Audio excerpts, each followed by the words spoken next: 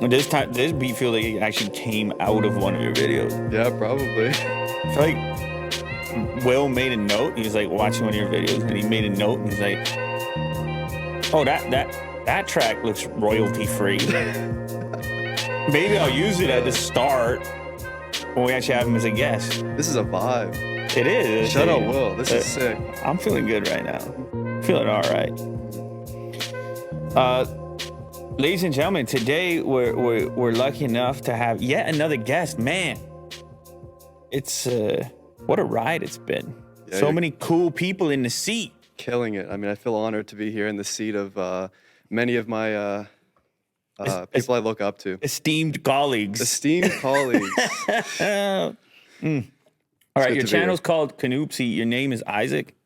That's me. What's the I hate to do this to you.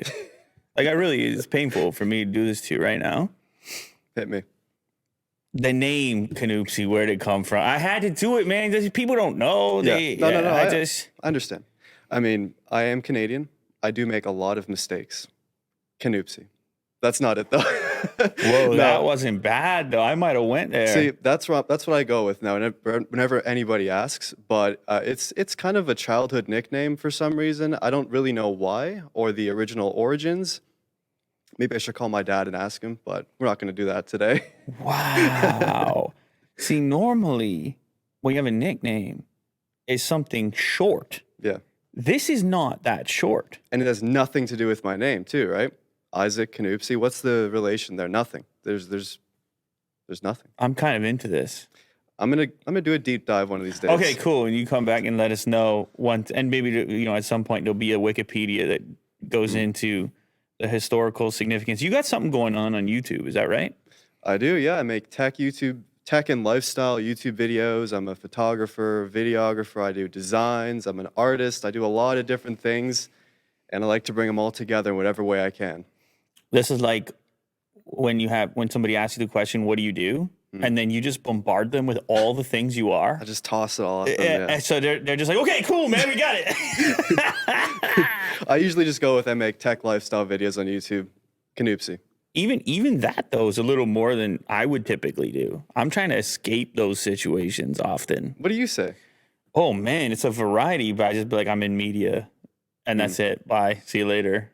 But you're right. Sometimes that piques curiosity too much, and then I might have to move into saying just media. I mean, yeah, or I'll say online, but then people think. Do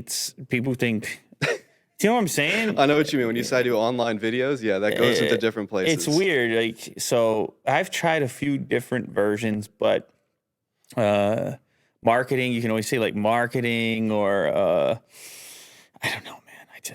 Yeah, I can't say marketing. All my art student friends, they all start hating me if I say advertising or marketing, sure, so I can't say that. Okay, yeah, that one's out of the question. I think it's one of those situations where it's you got to consider the person asking the question. True. And really what would be suitable for that individual, if it's a grandmother asking or if it's a colleague, as you say, you can be more specific. And tailor the response to the person. Sure. That makes sense. Because, I mean, eventually it gets tiring. You can make money doing that. I mean. Yeah, and then, And I've had all those discussions, better believe it. And you have the first question, which indicates to you the next 7. And you're like, I think I'm going to skip the next 7 just this time. Yeah. And say something that isn't going to result in 7 more. Exactly. You got questions. So you're in the scene a little bit, I guess.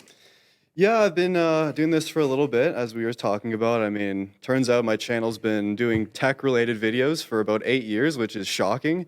I'd say the last 5 or 6 years have been, hardcore tech is the thing. This is what I do, phones, tablets, computers. And then just recently, the last couple of years, I've added the lifestyle angle into that and how tech and life intersect, I guess you could say. 8 years. You're not that old. No, I'm 22. You're not as old as I'm. So are you one of these kid YouTubers? Is that you? I was, yeah. I mean, I kind of grew up using YouTube. I started my channel 2007, a year after YouTube kind of came out, right? 2006. Then those first, many years was just nothing. 2007? Yeah. Wait a second, that's more than 8 years. No. I started my channel then, but I was just posting nothing. That's all deleted. It was just me watching videos. So I have a 13, 14-year-old channel. If you check the Yeah, I got one of those legacy YouTube channels. But I never really made anything of value back then. It was just, I'm a kid. I want to make YouTube videos, right? I did like toy reviews and that's all gone, thankfully. But Now, let me ask you something. When you go back into the archives, do you permanently delete something or do you just private it? usually I actually downloaded everything, so I have most of it on like Okay. a hard drive somewhere. I Okay. got some CDs with my videos on them Let's too. go. There you are. Legacy media, but I like to keep as much as I can. There's some stuff that's just lost. Maybe it's on an old computer somewhere, an old iMac G3 or something. But I like to just keep it as consistent as possible. And seeing some of these videos up here, looks like I got to go back through and private some stuff. Will always likes to go, I know. and then Back to the roots. no, that's how he justifies it. But really, he just likes to embarrass people by immediately traveling to the old videos of he sort by date. Here you go. Explain yourself. I know. I'm out here with my old intro. This is actually an interesting video here. I used to buy and sell phones on Kijiji just because I never could really get the latest phone. And I used to just try to trade up. And some guy some loser sold me this fake Galaxy S5. And it ruined me because I spent all my money on this phone, right? He sold it to you as As a real one. But, all right. back in the day, there was like all these knockoff phones that Of were course, so close to the real thing, but they had like some MediaTek processor versus whatever the Snapdragon was. And they obviously weren't real. And that ruined me. So I made a video about it. It got a crazy amount of views. I guess through AdSense, I was able to pay it off, and I sold the phone to somebody who knowingly bought it as a fake, and it all worked out. So it's one of those weird video stories here. YouTube stories. That can happen. It's I've talked to a number of creators about justifications around purchases because in their mind they're able to say, well, it'll be part of a video and then I'm going to make back the money and then I can have the thing. And then weirdly this mesh takes place between enthusiasm around a thing and work. Yeah. And it kind of merges together and then you can't figure out where those lines are anymore and what's in actual interest and what's good for video. Yeah, it's tough. I mean, there's some years where I have to keep getting the latest piece of tech every single year just because it's the job. But if it was up to me, I'd keep I don't know, I want to keep an Apple Watch for like 10 years and just let it degrade and it's like cracked, it's old, it's dented, the software isn't updated anymore. But I find there's just a bit of a charm to that aging piece of technology versus something you have to upgrade every single year. You don't get to really sink your teeth into this piece of tech that is part of your life, I guess. So if you weren't doing this, if this wasn't your line of work, what phone would you be using right now? I feel like I'd buy like an iPhone 12 Pro and just keep it for 5 years because it's so good. Sure, but 5 years, if we go back 5 years, that would be like an iPhone 7. Would you be holding that right now? I mean, 7, 8? I feel like a lot of people I know, they have most phones like iPhone 7s, 10Rs, old devices, no complaints. Yeah. And I just feel like something tech YouTube really misses out on is just the fact that not everybody's buying a new iPhone every year. A lot of these review videos, they're saying, oh, the 12 is the same as the 13. But I mean, who's buying a 13 unless you're a really big tech enthusiast? I mean, I did. I like having the latest cameras. I like having the newest phone just because I love technology. But a lot of people aren't going from a 12 to a 13 within a year, right? So I feel which is part of the disconnect that I've also discussed here before with other people is that exactly. It's weird how your enthusiasm brings you to this place where you don't have all that much in common with the version of yourself that initially had the enthusiasm to get into the space in the first place.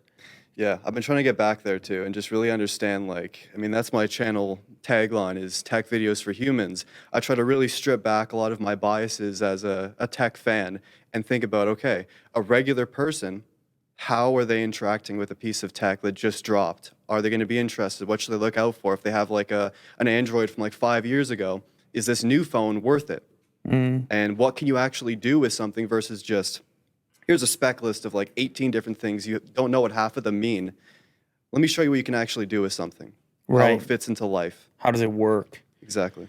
Yeah, I think that's cool. It's a nice angle, but part of me struggles with the fact that our businesses kind of orbit these enormous entities. Yeah. that are doing the things they're doing, and then we sort of shuffle into our activities. We find our spot, we put our thing, because our businesses rely on it. And so we can put slight twists here and there, but if all of a sudden your channel goes strictly retro, let's say, Yeah. and you don't have these huge taglines, that might have a detrimental effect on your ability to reach people. Exactly. I mean, it's a tough balance, right? It's a tough balance of figuring out what to present and how to present it. And some channels do retro stuff very, very well. Like that's their thing, and they get like way more views than I do because they have a very specific fan base. So it's all about really just finding what makes sense. And I'm still on my way there. I mean, I'm a relatively small channel. And I'm What is still that? trying to, What does a small channel mean? well, versus everybody else that's been on here, right? Like everybody else has a lot more subscribers and Oh, okay. following base than I do, but I'm happy where I am. I like where I am. So do you think that you actively make decisions sometimes that you know are not going to be the most, I don't want to say successful, but are not going to Sure. reach as many people, but they for whatever reason you find it to be appealing? Yeah, I mean, for me personally, maybe it's a bad decision, but I follow a certain aesthetic, I follow a certain vibe, and there's a lot of things I don't like in the tech space, and I can't do them. No matter how many more views it'll get me. Can't do it. I'm an artist at heart. I've gone to art school. I've always been a designer and artist, and to see, I can't make compromises. You're sounding kind of elite right now. You know that, right? I know people people disagree with me when I usually bring these kind of points up, but in the end, I want to make things that I personally am very proud of, and things that if I saw this as a viewer, I wouldn't be like, hey, that thumbnail, why is your mouth open in that one? I mean, why is this title like super misleading? Or You don't want to mold yourself around the machine too much, yeah, which it's a fair position to have. it's not the best decision, obviously, but Well, it depends on what best means. Yeah. This type of thing is all over the place. It comes back to that philosophical conversation around, you have the difference between the message itself that you're making and then the art that exists in getting that message out there. Exactly. Because that's a creative endeavor too, distribution. But there's a weird kind of feeling that you have when you apply the same criteria that you have towards creating something to how to get it out. Yeah. If for whatever reason it's a slimier feeling to it. I know what you mean. And there are some times that you kind of have to do it. And other times there's ways to do that in a way that you feel good about it and viewers enjoy it as well. And I feel like there's just a very careful balance. And I mean, I don't get crazy numbers. I get decent views, I would say. But I feel like if I made different decisions, maybe I'd get more views. If I posted more often, if I put my face in more thumbnails, I don't know. It's one of those balances, right? Oh, absolutely. And you got to feel comfortable with it in the end. Yeah. Because there's so many ways, there's so many landmines, so many ways to go wrong. I talked about it time and time again that it's no manual to it. Yeah. It's a trial and error type situation. And regardless of what you're saying around scale, it is a thing you've been doing for a while now. So there must be some sort of positive feedback, some sort of reason why you're still doing it. I mean, I've gotten just excellent responses from viewers, and not everybody understands what I'm trying to do, or people just they don't get it. But I find the algorithm brings the best people in. I know there's obviously haters. There's haters out there, but I mean, the people who come to my videos, they like the thumbnails, the colors, the fonts, and they love the videos, and I get great comments. Yes. And I interact with a lot of the viewers on Instagram or Twitter, and we all have similar interests, which is shocking. Yes. And it's just one of those things where the algorithm, the almighty I was algorithm. going to say, thank you, great algorithm, for delivering the right followers. And it's different per platform too, as I've learned. Like I heard, the convo with Matthew Moniz, where you're talking about TikTok for a bit there too. And that brings a whole different audience. So those TikTok viewers would hate my YouTube videos, and I guess almost vice versa. So it's one of those things where it's part of the experience, learning what this almighty algorithm per platform can do for you, and how to take advantage of it. I mean, I haven't figured it out completely. I know a few things here and there, but Sure. it's all about learning, as I'm sure Yeah. you're aware. Yeah. And learning and compromise. This is Exactly. two pieces to it, because you may even have some intuition about algorithmic behaviors but still not want to play that game. Like, it seems to be the case that seems to be your position on certain elements. Yeah. And listen, I know I can speak for myself. I can't speak for everybody, but I can't imagine that too many people like some type of over the top pose for it. Like, I don't know who enjoys doing it. Do you know what I'm saying? I don't Yeah, think I know we what can you mean. I think that's the part of the work where we've heard this thing that every job has something in it that you don't like. Yeah. I think in many cases I chalk that portion of it up to that tedious component of, if you care about something, you put all this time and effort into it, then aren't you willing to bend the rules ever so slightly here Exactly. in yeah. order so that you can continue to do it? But again, it's a super fine line. So you know a lot of people in the space. Have you been out here? Are you networking? I mean, you said Matthew Moan is like, Yeah. what's going on? There's a Toronto scene happening. Yeah, no, and the Toronto scene is incredible. Like, Dave is incredible. Accessorize Me, Matthew Moniz. There's so many great creators. When you say incredible, what do you mean by that? People, like, I find, no disrespect to US tech YouTube, but I find, like, Whoa! hey, no, I got no disrespect. No disrespect. Oh! I find Canada has, like, a different vibe, you know? Like, there's just a different atmosphere with all these videos. Whoa. And, like, you see a creator and things look so different sometimes versus the US side. And I mean, the US tech YouTubers and US creators are incredible. I have some people I really look up to, and it's awesome. But, like, you know, there's Dave Lee. There's Unbox Therapy. Dave Lee is out there somewhere. Yeah, it's true. Yeah, who knows where he is? This is like a concrete bunker, it looks like. Yeah, I was talking to him while he was. I think he actually came here shortly after that room was constructed over Okay. there. So I asked him a few questions about it, but it's interesting because it's not completely devoid of personality. Like, for whatever reason, the aquarium was important to him. Oh, I respect that. This man understands. He's like it can be a concrete, essentially prison cell, but it has an aquarium. It has an aquarium in it. That's what we love about Dave, honestly. He's Yeah. the best. No, Dave is cool. So, but when you say that he's an amazing guy or whatever, I don't remember what word you use. Is this just strictly your interpretation of his channel, or do you have a personal relationship with him and these other people? We've met a few times. I borrowed his boosted board once. Oh, wow. Yeah, that got me into electric rideable vehicles. Wait a and- second. So you guys have a real relationship going on. Yeah, a little bit. That's pretty cool. He's a cool guy. He never lent me any boosted. I don't think feeling left out over here. Yeah, no, I remember when boosted boards were the thing. Man, ever since seeing Casey ride that board, I was immediately convinced I had to get one. I bought all the cheap boards, tried them all out. They all sucked. And then there was the boosted board that was like, damn. And then the company goes under. Yeah, which was very sad. I mean, I just sold mine recently. I got an electric e-bike situation, and I kind of much prefer it. But the idea of these electric vehicles is just fantastic. What are you doing with this e-bike? Explain it to us. So I use it for all my commuting around the city. I use it for exercise in the evening some days. I'll turn off the battery. It's so heavy, so it's an extra workout, you know? Mm-hmm. And it's just a lot of fun to whip around. I park it up. Coffee shops, groceries, restaurants, commuting. And what are we looking at as far as living with it? How much are we recharging? What do we have for range? What's the longest trip you've done on it?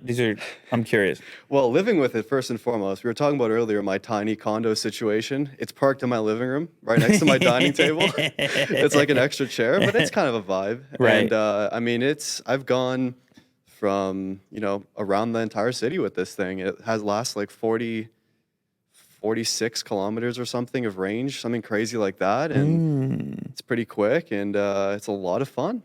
I mean, there's been some close calls. Right.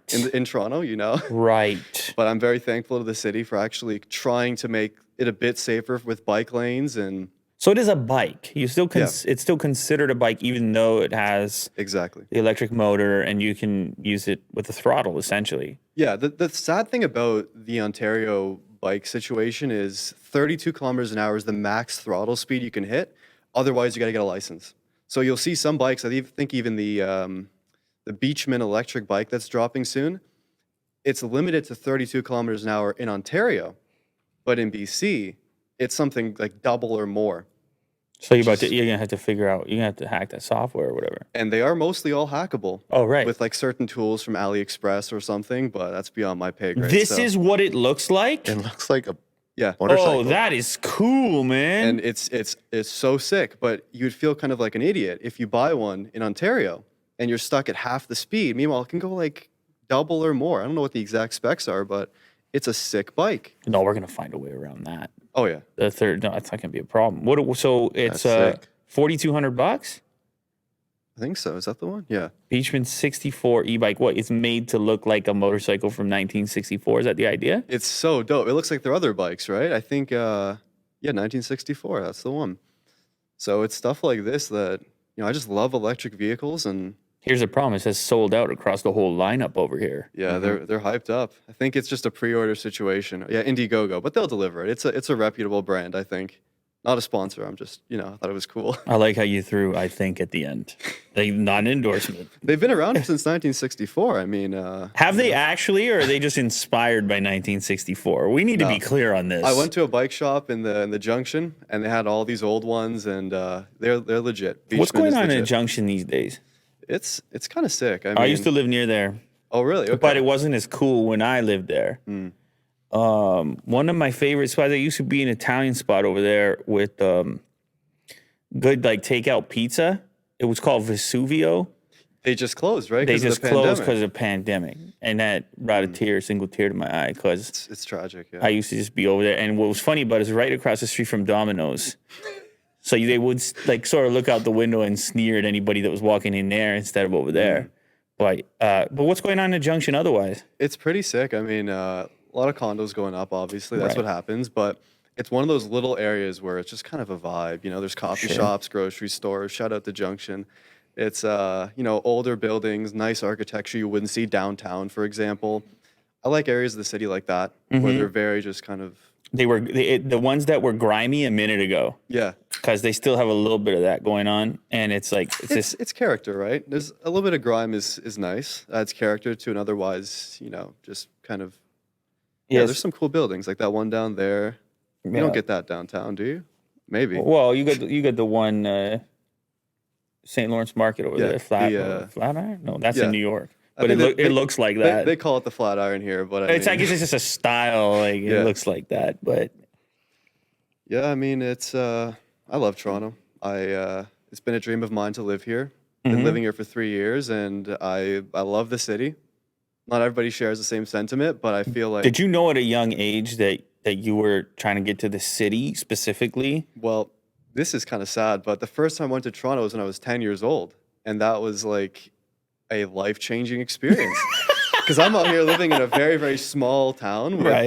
the closest bus stop was 20 minutes away by you have to walk to it. Right. And there was no big towers. The tallest building was the movie theater. Right. And for me, like How small of seeing- a town are we talking about here? Like, I don't know what it's like now, but I remember I want to say it was like maybe 12, 15,000 people. okay, pretty small town. Yeah, it was just outside of Hamilton, Ontario.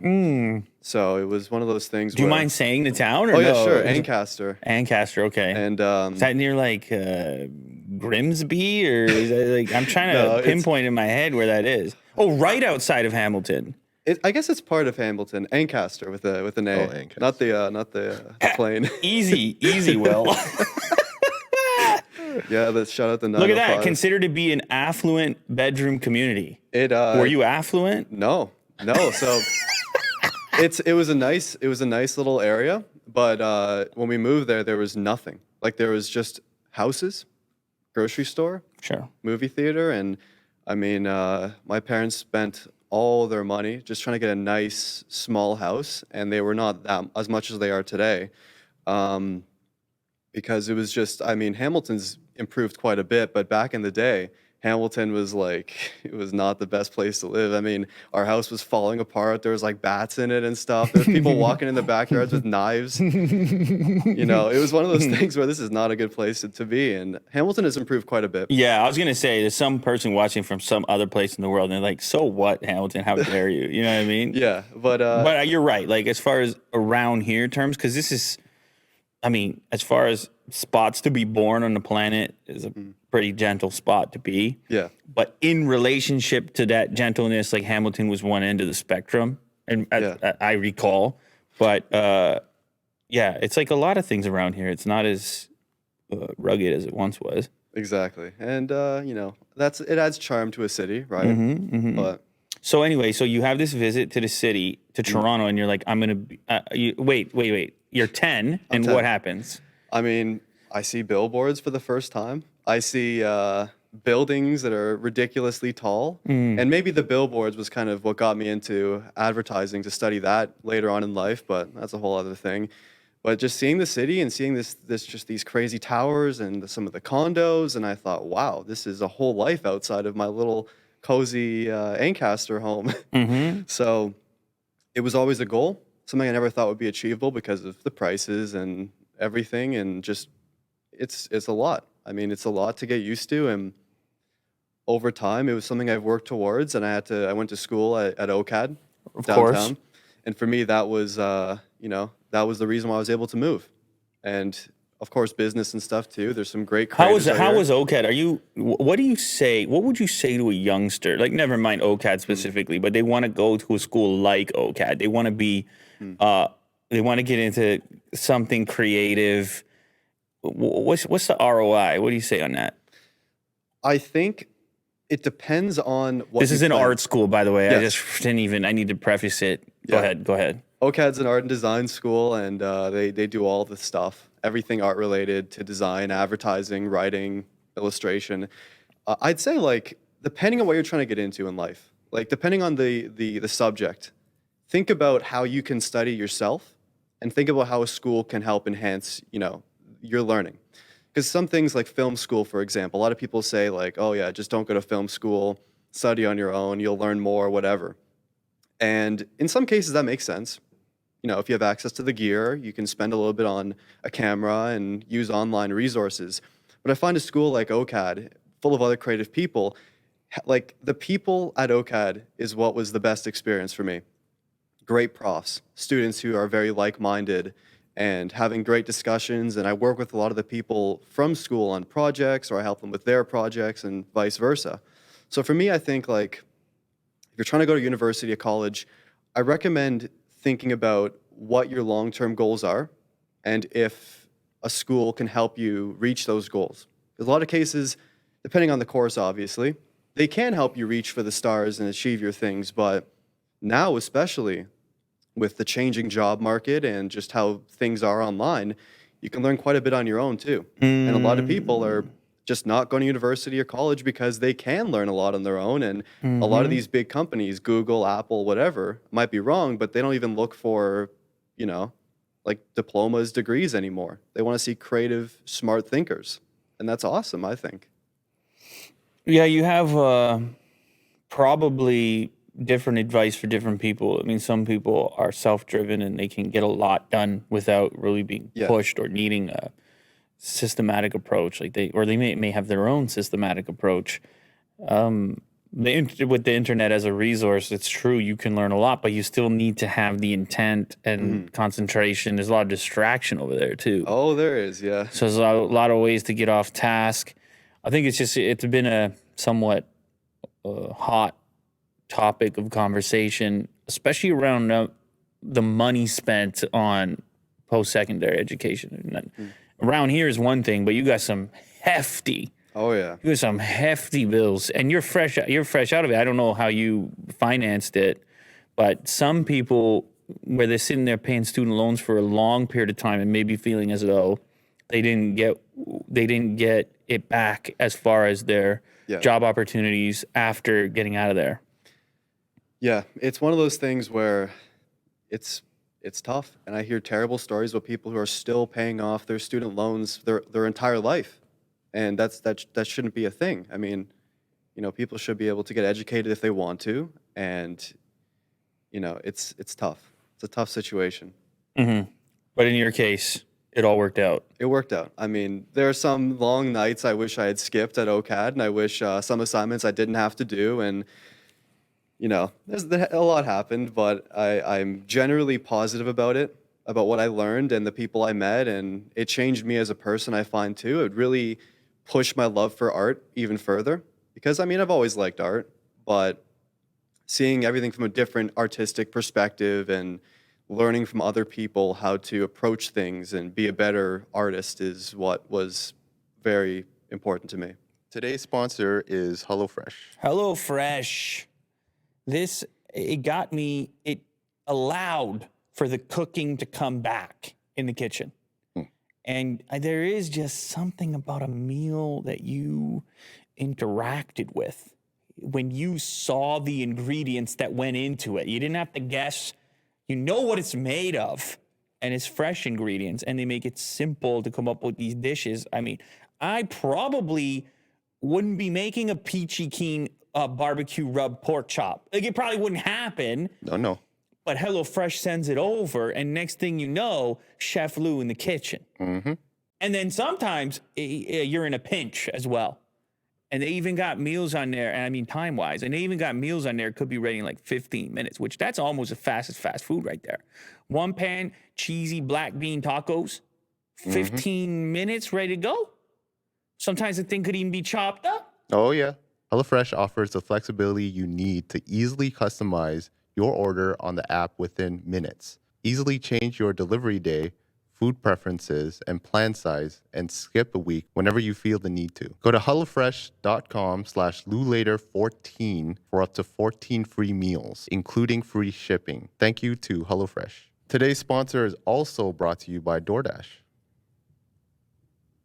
Today's sponsor is brought.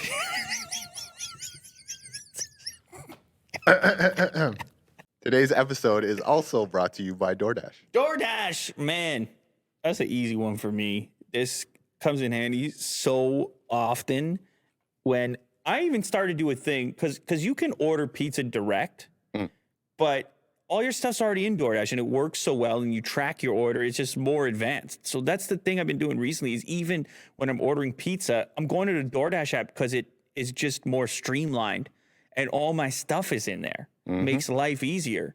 And then also another thing that has happened recently is the mixed orders.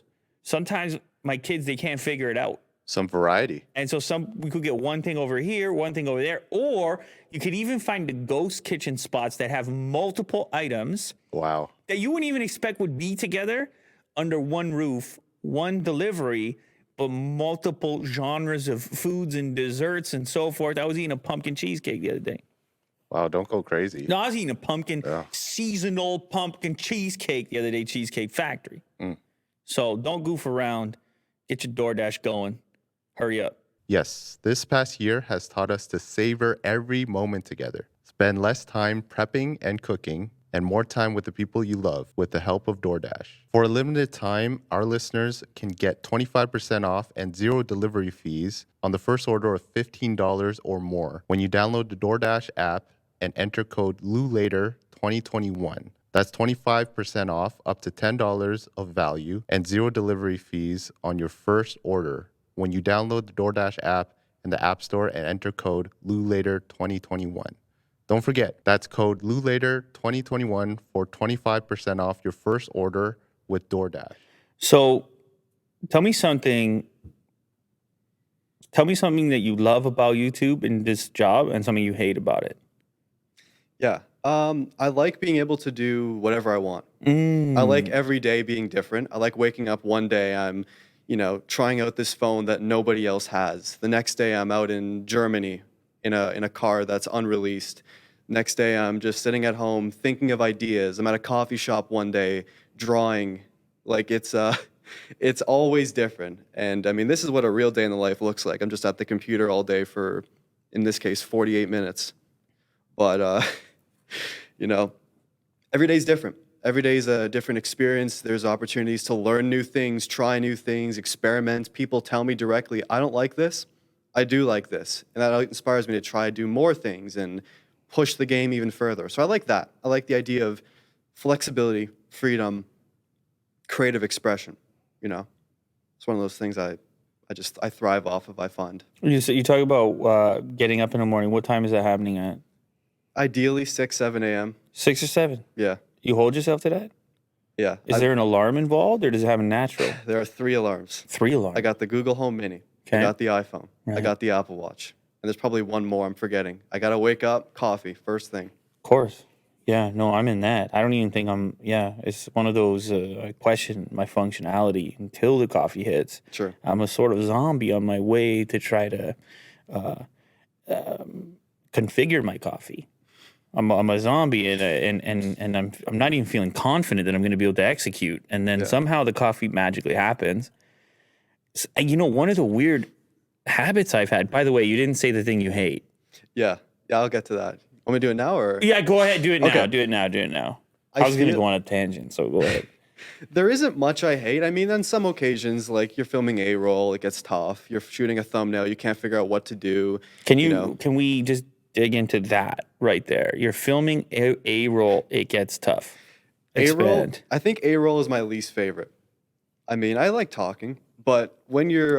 For those that are wondering what he means when he's on camera talking to a lens alone in a room. No, I mean, I like to let people in to what the reality of the strangeness of the enterprise. Yeah, so I'm sitting in a room, I'm talking to the camera. The light, I got a big light storm aperture thing. It's beaming down on me. 78% is the light I have out of 100. And it's getting hot. It is. I got the AC on in the back. You do? I got to make sure it's not too loud because then it comes through on video. Yeah. I messed up a line. I mess up another line. I repeat the same thing over and over again. Ooh. I try to make it work. I try to just be as full of expression as possible. I got to keep it interesting. But then after a while, you know, it comes to a point when I've just been recording for 48 minutes. My camera's died once. My SD card's now full. And once it's all done, I check back and I realize, oh, hey, I messed up that line. I got to go re-record this. And it just becomes a whole process. So A-roll is probably my least favorite. I'm getting better at it. I'm practicing my best, but, you know, it's a tough one. That's a tough situation. It's also tough to edit yourself. Yeah, that's brutal. Brutal. You're staring. Okay, so you've done this thing where you've recorded looking into the lens, and you've set up the light, and you've hit the button, you've changed the focus, you've I don't know if you've prepared words you want to say, maybe you have, but regardless, you've laid down this track, and then you're going to take it to the computer, in most cases, maybe an iPad. I was watching your day in the life of the iPad Pro. And then you're going to look at your face for the next 2 to 3 hours. And you know, there's a little piece of dust on your shirt. Yes. And it just... And you're sitting there saying, did I say that like that? Yeah. Do I look like that? Did I phrase that like that? And there's a little tiny, if you're healthy, if you're a healthy individual, then there's some kind of self-hatred in there. Oh, there's a lot of that. as you edit yourself. Yeah, it's a whole tough thing. But once that's done, it's usually pretty smooth sailing. I get to do my B-roll, I get to do my thumbnail, and I like editing. I find it's the most exciting part. And for me, I could never get anybody else to do it because that's what brings the whole thing together is just the final vision, the music, the way things flow. That's I think that's my favorite part, putting it all together at the end. I completely agree with you, by the way. However, well, and you have been doing it for a long time. I was going to say, after 10 years, some of the pain points I was mentioning as far as staring at your own face started to feel surreal to me. It started to have a strange impact or effect on me where I was like, imagine the next 40 years of, or it's like a time scale thing where everything is still new and exciting and you're feeling it. And I mean, look at the whole style thing you're going. You're 22 years old. You're down there. You're moving around on the electric bike. You're having a time. Yeah. You're having a time. And you got the aesthetic with the thumbnails and things like this. I suppose for me, and maybe this is a problem, but I start to look at the extreme. I start to look at the extremity. And then or I start to zoom out and try to look at the whole picture and then determine, and maybe too bluntly, but I try to determine what do I want my day to consist of? Oh, okay, that makes sense. Where do I want these 2-3 hours to go? Yeah. And the driving the thing yourself, actually, that's been a real struggle for myself and a lot of other people in online media, is to figure out how to eventually relinquish certain controls as the progression takes place. But it's not to say that you even have to do it. You might go along this trajectory and just be fine. That's your thing. And some people do it, and they do it very well. But I guess, yeah, giving up control on certain things and focusing more on other things is something to do over time as you learn, as you grow, and you realize, I can't look at my face for, this whole editing process while I'm, cutting through A-roll. So I hope to do it over time, but I like to control a lot of aspects of my production. It's just, I don't know. It's one of those things over time I'm sure I'll learn how to do. But right now I like doing things a very specific way and following that path of I have control over the thumbnail, the video, the A-roll, and the edit. And there's no... You have control over everything. I have to have control. Wow. Hey, man, it's everybody's got their own thing. One thing, I was listening back to a little piece. I had Maddie on here. The video went out like today, but just went up. Whatever. It was Yep. it was 2 days ago. I don't know what Will was doing with it. Why it came out today. I just do it. There's no thought into it. Episode 007. Damn. Anyway, yeah. And I was listening back to a little segment of it, and it got me thinking about how, in some ways, our ideas and our execution of ideas is formulated around our surroundings and our limitations presented by our surroundings. Oh, yeah. And then there was a piece of it where I was talking to Vince from Accessorize Me, where I was saying, oh, yeah, I used to do a top-down shot and then voiceover because my studio was a closet. Right? I get that. I 100% understand that. Yep. It's weird. In a way, you conform to the capabilities of the production. Yeah. And then I think you really start to witness this when you build a space like this. Yeah, it's the possibilities are endless. And exactly. And Right. then you say to yourself, why should anything be like it? And because sometimes it can be too many. Yeah. Sometimes it can be too many possibilities. You start to realize how the YouTube language has been shaped around whatever people's available studios looked like. Yeah, and for me, having a tiny, tiny condo, it's changed how not only I live, but how I do my work as well. I converted my bedroom into a studio pretty much. I have a folding Murphy bed now. It's one of those things where you got to compromise certain aspects of your own life versus your work life if you do everything in one specific place. So yeah, Here we have a demonstration of it. there you go. That's it. Do you take some sort of pride in being able to accomplish all of this in such a small amount of square footage? I guess a little bit of that. I mean, it's kind of sick. Some days you realize, wow, I can do all of this in this tiny space. But then you think like, what could I do if I had a little bit, like I had one more room, just one more room. And I feel like just being able to put my bed up like that was what pushed me to go for a bit longer, changed my entire process. Oh, this is the situation where you're a kid and you move your bed to the other side of the bedroom. Exactly. And all of a sudden, it's a whole new room and it's a whole new life. That's what I did originally back in, when I was starting out YouTube, is I moved my bed away and put a desk in there, little light setup, little table for A-roll, B-roll, and spaces are interesting. I love what living spaces do for yourself and for your work. So You were telling me about a video recently where you set up an ultimate living room yes, TV setup 2021, and apparently you took some heat on it, or this is what you told me just before we started rolling, that people weren't feeling it. the infamous video. Yes. Oh, it's infamous. My goodness. I mean, yeah, it's an interesting one. So for me, I saw this one house, just looking at houses in person, and Wait a second. looking at houses in person? Like an open house.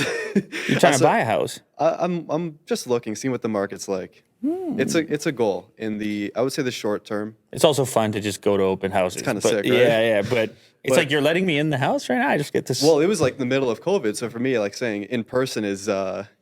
it sounds a bit weird, but Right. seeing these online 3D camera tours doesn't compare. Sure.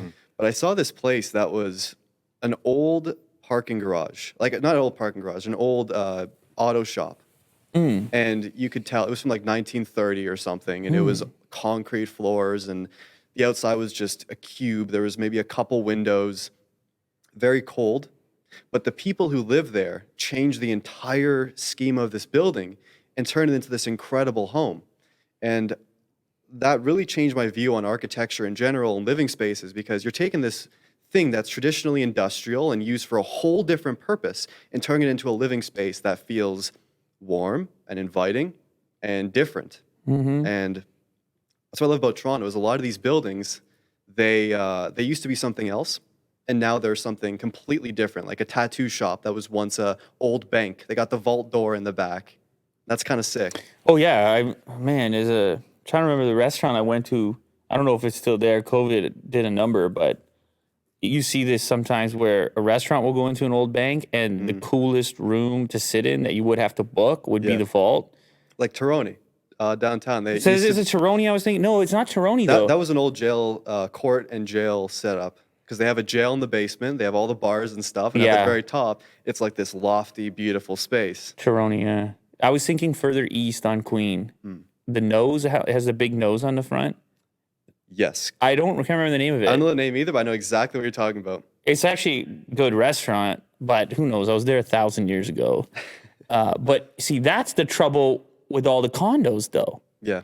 Is it's much more efficient to knock down the cool spaces Exactly. and just make it as generic and suitable to as many people. It's like YouTube thumbnails or something. Yeah, it's kind of sad. I just love the character of these old buildings, and it's sad to see a lot of that original, different architecture just all become the same gray slabs with windows that are falling off after 15 years, and it's kind of sad, but that's how it is, I guess. I'll go sometime. So you're in this space. Yeah. And it's inspiring you. It inspired me. It changed how I view houses. I mean, this place here, I would live in this space if I could. And I mean, I'm a bit weird like that, I guess. There's just something so interesting about a space. Wouldn't you need like a window though? I'd like to have a few windows. Like maybe just two windows on a wall on somewhere. Yeah, I could just park up here, bed, table. Yeah. But that space changed how I view things, and I was able to access this gallery to make a little setup because I was really inspired by something that looked similar to this house, and I wanted to try my own hand at it. And I had this idea and to make like a gallery-inspired loft living room setup, and it was an ad for Samsung. They sponsored with the TV. It was an 8K QLED, and it's a crazy TV. For sure.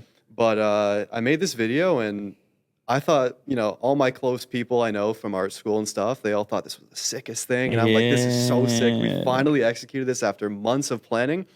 And then immediately people are like, this is cold. This looks terrible. Looks like your parking garage. Looks like, it's uninviting. And I understand in some capacity, but I also feel like tastes are different for everybody. And this was a big learning experience for me to see how people really perceive things and see how I might think something is fantastic. Other people think it's garbage. And I learned quite a bit.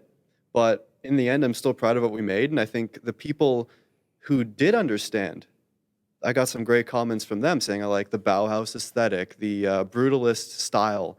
And it's one of those things where that's what YouTube does. The almighty algorithm, once again, it brings in people who, like, what am I doing here? This is like a garage. Other people are like, this is the sickest space I've ever seen in my life. And I totally get what you're doing. I like the books you're showing and the music and the... Well, what's interesting about that, though, as speaking on the algorithm front, the thumbnail is the room. Yeah. So you clicked on it. You already didn't like it. You know what you're getting yourself into. I mean, yeah, if you made the comment that you hate the room, you knew what the room was before you decided to put yourself through 7 minutes and 51 seconds. Yeah, I mean, that was an interesting one. And then on TikTok, it's a whole different story. It got a lot more views, but the audience was once again split right in half. Some people really, really understood and they got it. But then a smaller amount of people like, this is not it. This is terrible. You've It's messed up.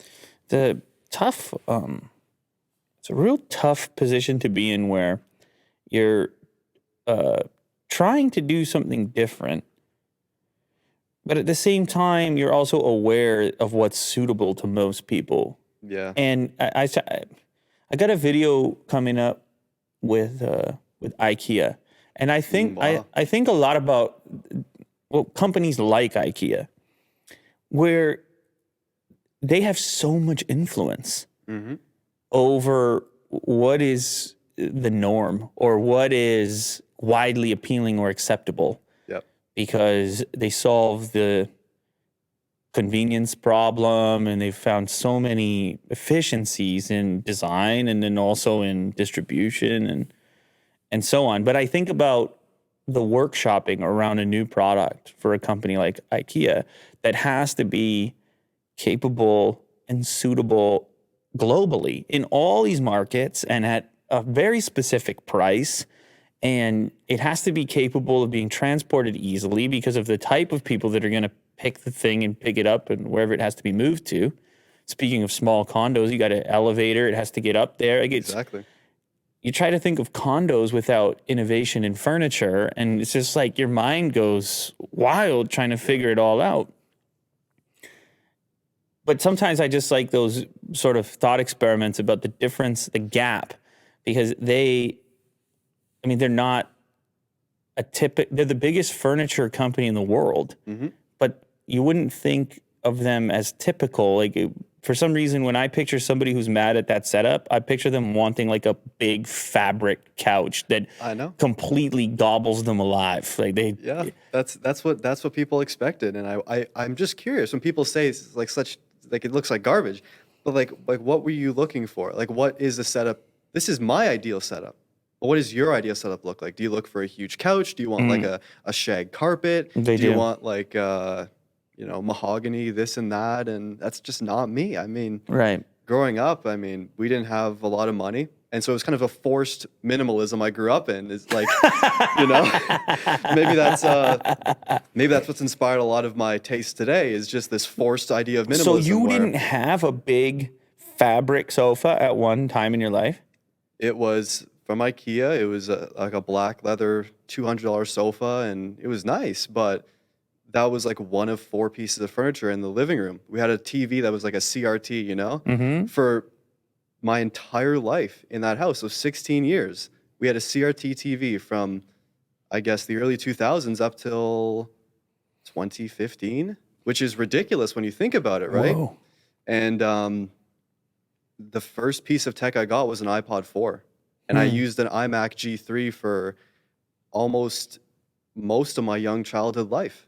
So like having all these old pieces of tech and having very few things to look at and work with inspired my taste today. And in my condo now, I have a lot of stuff, but it's all things that I've surrounded myself with things I love instead of just, you know, I like minimalism as a concept, but I've kind of grown a little bit beyond just nothingness, I guess. What is a memorable tech acquisition that comes to mind?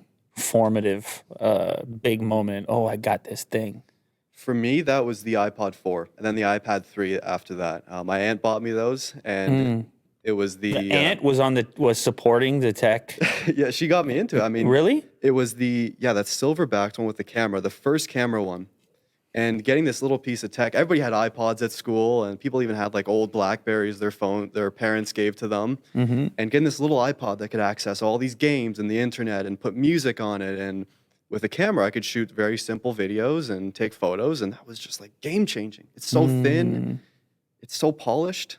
Sure. And then getting this iPad with a huge screen, the complete opposite. It's like a big iPod, right? And those are very memorable for me to really change how I view technology, going from just this old computer to these super fast, compact devices that are infinitely faster than this computer. And those are pretty memorable, honestly. So your aunt is supporting this interest of yours. Were your parents against it, or they just didn't have the means to pick up this type of stuff for you? I would say that it was just money's a problem, you know. We're trying to save as much as we can, pay off whatever was left of the house, and that really consumed a lot of life at home. I mean, it wasn't a great childhood. Beyond just that, there was other things happening, and it was just the way I see it now is this gray haze of I don't remember much. There's a few little moments here and there. I pushed a lot of stuff to the back. I Oh, should probably go really? to therapy. I mean, I'm kind of in therapy right now. Well, Unbox therapy. yeah, I mean, people have mentioned that how we have all the elements. We have all the elements in place here. Except it's broadcast to like millions of people. Don't worry about that part. It's not a big deal. What, you talking about Will's cameras that he's pointing at us? Eventually, they melt away at Yeah. some point. There's cameras here? Exactly. See, you didn't want to wear the headphones, but you see, they're not even there anymore. Yeah. It's yeah, I mean, we try to create an environment and let people talk about whatever the hell they want to talk about. Yeah. I would encourage, I mean, if you think that there's anything useful for people who might be interested or listening, like one thing that strikes me about some of the comments on this channel specifically, and I don't even think it was an intent. It was just like it was just transparent for us after we started doing this. Not having the editing process and being, what if we just talked and then posted it, right? And Yeah. it's not innovative at all, but all of a sudden there's so much more information. There's so much more explaining and so much more texture where all of a sudden you feel like what you're doing or saying is true finally, because Yeah. the process of taking things out or formulating or presenting, let's say, is the process of deciding which words and terms are useful, considering your agenda, and so on and so forth down this rabbit hole. Yeah, I mean, in a heavily edited video, you can't really talk about all your, your upbringing and things you like, things you don't like, how you feel today. And it's good to have a nice, just uncut video where you can just speak your mind. Yeah, intent is the component there, where when you have a edited, formulated video around a subject or something like this, there's this really strong intent, which is obvious from the moment that you click on it, like what the pattern will be. You can predict where things are going to go. You might have a little surprise or novelty here and there, but it's not going to go completely into an unexpected direction. It's something. It seems to be something that happens through conversation. I know this is getting very meta right now, but It's all good.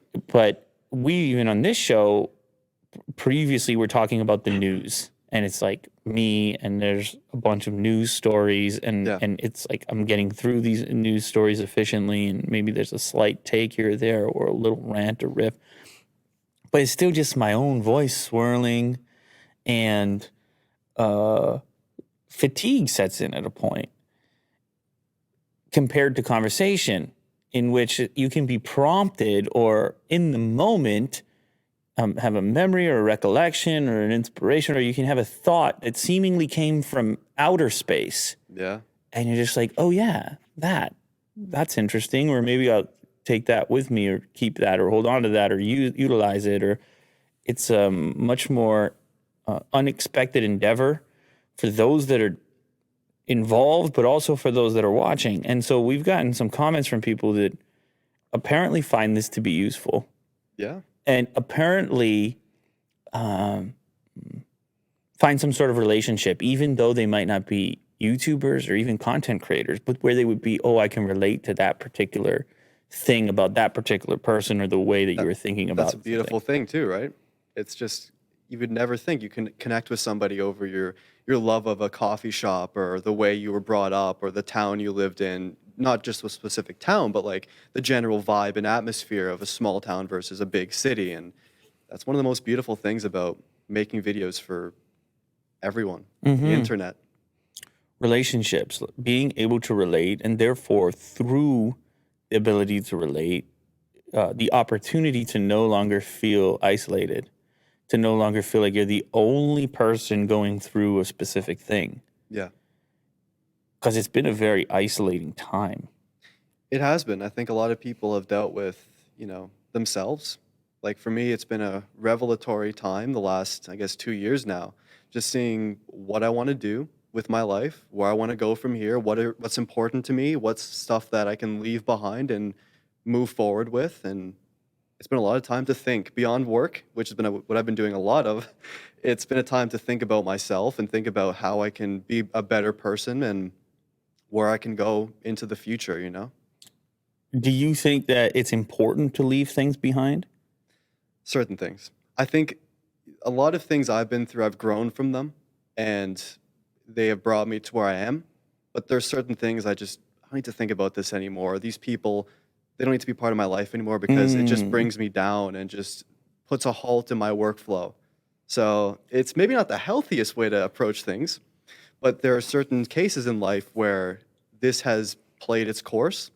I am done with this now, and I am moving on. So there are people that you have made a conscious effort to cut out of your life. Yeah, I would say so. Are they aware they've been cut out of your life? I'm sure they're aware, yeah. But was there an actual conversation about it? No. But it's for me, moving to Toronto was like escaping a lot of just this dark past and leaving behind things that were not ideal, you know? And it's sad, but it's just, I feel a lot better now. I'm happy where I am, and it's just part of life. I mean, people, if you're going through something now, it doesn't mean you're always going to have to go through that. And there are certain life changes you can make to move forward. And I don't mean this to get dark and depressing, but I mean, yeah. I don't find it to be dark and depressing. I mean, it's certainly not in your case where you're forecasting so well into the future that you have an optimistic kind of feeling around you that like that there's something better happening, right? Yeah. That's a step in and of itself.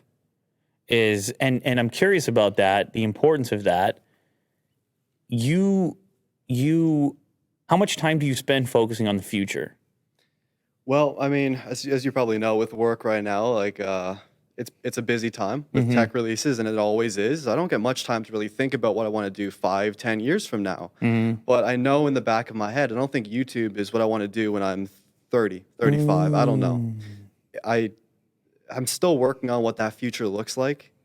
I want to start like a media company or something that goes beyond just YouTube as a platform where I can work with brands and influencers respectfully, because there are some agencies that just treat influencers like dirt, which is disgusting, really, when you think about it. Because You've had these experiences yourself? of course, yeah, we've all had those experiences, right? I mean, there's brands that, especially with younger creators, there's people who are like 12, 13, they're growing up. They're getting into this world that you know, we're used to now, and I'm still learning. But like, I feel like some agencies, not really brands, I feel brands are always I've never had one bad experience with a brand in my life. But it's always, there's some agencies out there that just are predatory with the terms in their contracts, or they put like simple things into really complex language that you might, even if you're really experienced with legalese and you know what you're doing in your position, you might gloss over. And I feel like it's a scary thing for these 12, 13-year-old tech YouTubers who are very talented. They see a bright future ahead, and then they get locked into some contract that ruins, you know, their experience. So I hope to one day create something that is fair to brands and to creators in a very, very fair, consistent way. And it's a tough balance, as I'm sure a lot of these agencies that I might be talking about, it might be tough for them. They have to meet certain goals and hit certain numbers, and I understand that. But I feel like when you treat creators disrespectfully, you're also ruining your experience. You're ruining your experience with the brand, the client. Well, here's the thing, though.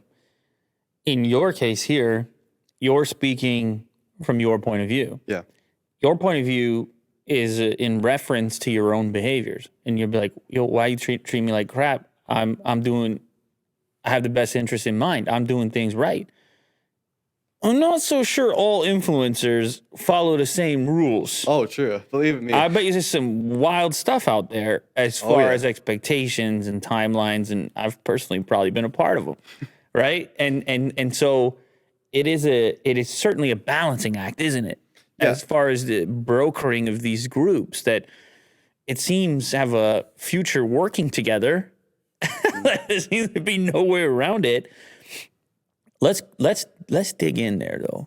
Okay. Let's I gotta dig watch in. what I say. No, I don't want any specifics. Yeah, as I'm far not- as it's I like- just want an example, and this is again for those creators or even those getting into business, period, Yeah. right? Because that's really what it is. Where does the leverage live, and how do you value yourself or what you do, and how do you not over or undervalue it? How do you find that number? But anyway, outside of all that big picture, let's get small picture for a second. You had a bad experience I did. with a brand. What happened? I don't want specifics as far as who the brand is. I just want to know what went down. It's not really like a lot of experiences come together from various brands, and you just realize, like, why am I being treated like this? You know, I feel with contracts especially, I read them multiple times. I'm not the most experienced legal expert, but there's certain things that might slip past you. The way they're worded, or the way that they're just incorporated into deliverables or content pieces. And you gotta be very careful. Like, some brands will bring in things like long-term lifetime of licensing. And I'm sure you're familiar with those terms of a brand can use your content in perpetuity or whitelisting for a certain period of time. And you might miss that when you're reading it the first time through. And maybe that's on me. But it just feels like for a lot of people who are just getting into it might not fully understand how severe that could be. If a brand has your entire lifetime to use your platform to whitelist content, meaning put an ad out there and use your platform as the vessel on Instagram or Facebook or Twitter, like, you could have millions of subscribers in a year, going from like 1,000 to 1,000,000. Let's just say that'd be a crazy example, but things change in your life, and it's one of those cases where you agree to something, and then everything changes, and you're still agreeing to that one thing. So you agreed to one of these things? Yeah, kinda.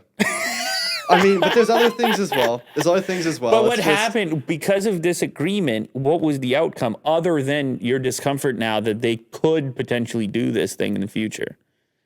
Did they actually exercise this ability via the contract, or were you able to untangle it and say, hey, I'm not cool with that? Well, at a certain point, you've signed it. Sure. And there's other things too, like there's just strange behavior. I can't get into specifics on certain things. All right, but okay, we're gonna leave it there. I just feel like there needs to be a resource where creators can go and they can see, okay, this is what this term means. This is what perpetuity means. This is what whitelisting means. This is what licensing means. This is a tip with how to sell yourself as a creator, what you should do, what you shouldn't do, how you should speak to brands, do your due diligence. I feel like there should be a good resource out there, whether I make it or somebody else does, that helps people achieve their dreams of being a creator or an influencer, I guess. Right. It's funny because I've had a couple conversations like this now where creators themselves are looking to solve problems they've encountered in the past through, Maddie was talking about trying to launch a service almost like masterclass sort of, where you could have an ongoing how-to type thing with other prominent creators, and they would each tackle certain topics that they have struggled with or figured out or whatever, something like that. We do have the opportunity to gather this insight because we're so deeply embedded in it, and it's those personal experiences that might sting more, and therefore you're like, this will never happen to anybody else. Yeah. Maybe it is some sort of a platform that actually makes those connections, forces more generic agreements, one-pagers that are just very descriptive. I know other companies have tried because I've been doing this for a bit. And I've talked to everybody, maybe not everybody, but there have been legitimate influencer marketplaces. Yeah, no, I've seen quite a few. Yeah, they come and go. Yeah, they come and go, exactly. And I wonder why that is. I wonder why none have really taken hold or been successful. I think often brands and agencies are maybe more persistent or more persuasive, and they find ways to get what they want. But I don't know that that's exclusive to this space or if that's just business. Yeah, honestly, and I mean, I said a few things about agencies that aren't great, but in the end, that's my industry. Like, I studied advertising, and I would say 99% of companies I've worked with have all been wonderful. 10 out of 10. Agencies, brands, excellent experiences. I love what I do. I love the people I work with, but it's just some things rub you the wrong way sometimes. And it's not just that, the dealing with brands and agencies aspect. There's all these scams flying around now in Gmail or whatever email platform you use. You're getting it's disguised as a collaboration with Logitech, for example, but it's some company in Russia who, if you click the link, they access your entire channel, and it's a crypto Elon Musk thing. And it's happened to a few people, and it's scary. And as a creator, you get an email from Logitech. I'm clicking that link right away. Oh, It's one of those things where you got to watch out and is it fair to say at this point in 2021, never click a link in email? Period. Never. I like to hover over them, see if it's like a proper, it shows up at the bottom. This is a proper link. Too dangerous already. Don't even hover. Because you're close to clicking at that point. I'd recommend I've even asked brands before, I don't want to click the link and you send me a PDF or send me, even that's dangerous too. They can include attachments that are, I mean, you got to be very careful. And I don't know what to do in some cases, you just got to play what makes sense from what you've learned in the past. If you have a relationship with a certain brand, a certain rep, that's good. But you can't be too careful. I mean, in my one of my everyday carry videos, the latest one, I brought an iPod with me with all my passwords on it to Germany. And that, everything is offline. All the passwords are on this little iPod mini. Serious. Not connected to the internet.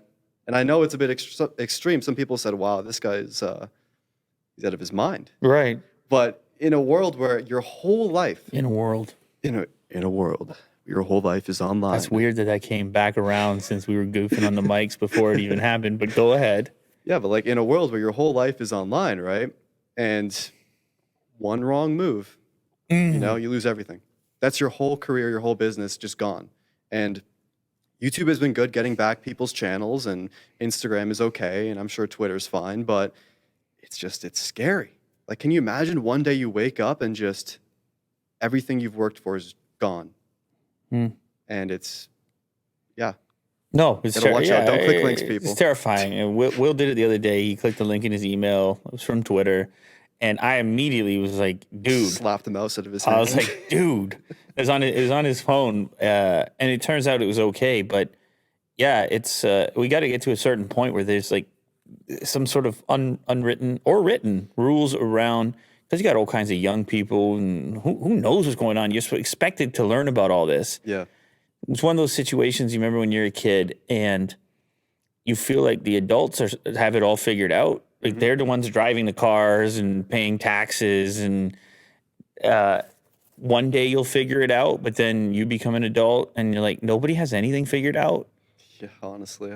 Kind of situation. The internet is like that, where everybody will take whatever they can get. The latest scam on our thing, and actually I'm glad you talked about scams because I really don't know how to interface with this scam, but it's the giveaway scam where people are actually contacting these WhatsApp numbers. That's what I was just going to say. That's the latest one. There's WhatsApp numbers. Hey, you want to talk to me specifically? Here's my WhatsApp number from an Unbox Therapy branded channel. Every day, every video, and people do it.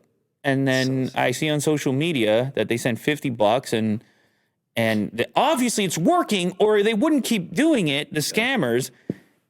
Here, let me say it once and for all. Let's hear it. Ladies and gentlemen, if I'm doing a giveaway, there is 0% chance I'm asking you for money. It's not going to happen. Don't send money to anyone ever.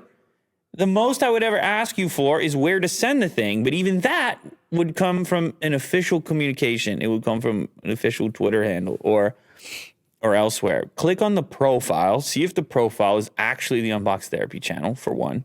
And for two, just never send money to me. I don't want your money. So even if you thought it was me, it's not me, because the person is asking for money. You can tell it's a bit frustrating because I don't want people to get screwed up. No, exactly. And what do you do at that point? You feel bad. People trust you. They trust your name, and then they're getting scammed from just random people. And it's wild. We're out here in 2021. The scams are still hot. I can't believe it. This stuff is still going in the emails and the comment sections everywhere. Man, YouTube comments, I wonder if they'll just shut it down one day. I have a feeling they're going to do something, because it's a wild place, the comment section. A lot of it's good. A lot of it's, related to the video. And some of it's just like, how is this still here? It's 2021. Yeah, I know. It feels like the internet from 10 years ago inside of there, and a lot of websites turned off comments. I don't want comments off because It's all part of it, right? it's all part of it. And I mean, you mentioned feeling inspired or energized by something you read. If you get good at comments as a creator, you pick the ones that are energizing and you skip the ones that are not, and you just get good at it. But you can't expect everybody else to have the same approach to reading comments, because it's not like people are professional comment readers. They're just in there casually. And some of the comments hurt too, right? You see a comment that really hits you. And I find with hate comments, most of them I can learn. Like there's always something, a bit of truth from something. Like if somebody says something negative about me or the video and there's a little bit of truth in there, it's not like a complete saying you're stupid. Okay, what's that going to do for me? But if you say something like, "Oh, you're talking, you're very monotone," or there's just like a little nugget of truth in there, you can learn from that and you can improve your content and improve as a person over time. But when it's just like hate for the sake of hate, like racism or whatever, who does that benefit? So it's tough to read comments. I'm getting better at just avoiding that. Except one way of looking at that is to come from a place of sympathy, which is an odd thing to say, because your initial reaction is possibly anger or confusion. Like, what the hell is this? But then there's another way of looking at it, which is, who's the person who wrote this, and what does their day look like? What does their life look like? Because I don't know about you, I'm not out there commenting a lot. Yeah. You probably maybe. Do you comment? I reply to comments. Okay, you comment. Okay, No, I don't know why I just thought you might comment. I've pushed it back a little bit, but I still comment. I mean, Okay. I reply to comments. I'll comment on videos from people who they've done a good job. Right, or their but friends. you don't comment nasty things to people. I would never. I mean, I've never left a dislike on a video. I've never said some terrible thing. I just don't like. Who is that helping? But that's my point. That's simple for you to figure out. Oh no, I get it. So to try to put yourself in the shoes of the person that feels irritated enough to do it, it's like, we talk about it around here in the office. You ever been really hungry? Always. Okay, so you ever notice when you're really hungry, all of a sudden you're a jerk, but for some reason your mind isn't connecting that you skipped a meal? Yeah. I imagine some people's lives are like that, where they're hungry, but not for food. They're hungry for something that's not happening. And so therefore they find themselves in these positions where they're saying things that they might not even really be behind had they caught a meal in life. Yeah. And I don't mean an actual tangible meal. No, I know what you mean. Like, and so then I look at the comment and it's a little easier to breathe. But you're right. There could be one that you could utilize that could be constructive. Yeah, and there's been plenty of those comments across my career, I guess. Just little things that say, "Oh, your microphone sounds awful," or "Why does the background look like you're in a hostage situation?" It's just one of those things where there's sometimes some truth and there's a lot to learn. Other times, I'm just gonna not read that. Yeah, I don't need this. not useful. So you got a monotone thing going on? I mean, you can tell by my voice. I'm not the most expressive, but I've grown quite a bit from earlier videos. Actually, I was feeling like this right here was... Okay, maybe There's something going on here. You're up, Okay. you're down. There's nothing monotone about this right now. I appreciate that. So maybe part of it is the challenge of having to do this whole thing by yourself. Is what should your tone be? How excited should you be sitting there in a room by yourself? Exactly. It's one of those weird things. I don't be like so excited sitting in a room all by myself and my neighbors walk past and like, what's this guy doing? Yeah, just shouting, Just and screaming into the microphone. I'm probably guilty of attempting such things, but it does help to have people around from that standpoint, the psychological health standpoint. Maybe as much as any sort of tactical element. Like we were talking about relinquishing control with the actual production of a video, but then there's also the relinquishing control of needing to have such a surgical environment. When you bring in other people, all of a sudden it's dynamic because there's all kinds of unknowns. Yeah. What is it? What are you going to say today? And how am I going to respond and react? So for me, that brought a lot of psychological health. Yeah, and the whole psychology of being a creator, especially one that does freelance, can be a whole interesting thing too. Working on your own, working, you don't know when to stop working. Your days turn into nights, you're still going on a project. What are the rules? Yeah, there is no rules, right? And you can go from, with a traditional job, you would count how many hours something takes, and that's how you get paid, versus, when you're working on your own freelance, there's no limits. When the thing is done or when it's due, that's it. And it's tough. YouTube.com/Canoopsy. That's CANOOPSY. That's me. Let me know on our way out here what happens for you in this channel in the short term, then what happens for you in this channel in the long term. Short term first. Yeah. In the short term, I plan to keep on making tech and lifestyle videos as I've been doing, learning, experimenting from here on out, trying new things, bringing new ideas, new video styles, do my thing, and try to get out there even further. Long term, I hope to continue making videos like this, bridging off into new categories, bringing more of my interests into the tech sphere, because I do love tech, and I try to bring as much as I can into this space, as well as build my business beyond just tech and just YouTube in general, with my website, working on wallpaper collections, and I want to just keep expanding, trying new things, living my dreams. There you go. Thank you so much for joining here today. This was a wonderful experience. Thank you for having me. I had a time myself. I was happy to be sitting here. It was just something that I'd like to do again, actually. I'd love to. Next time I'll bring you a coffee as well. I know you said you didn't want one, but I'm still feeling like I couldn't enjoy drinking mine because I was questioning whether you...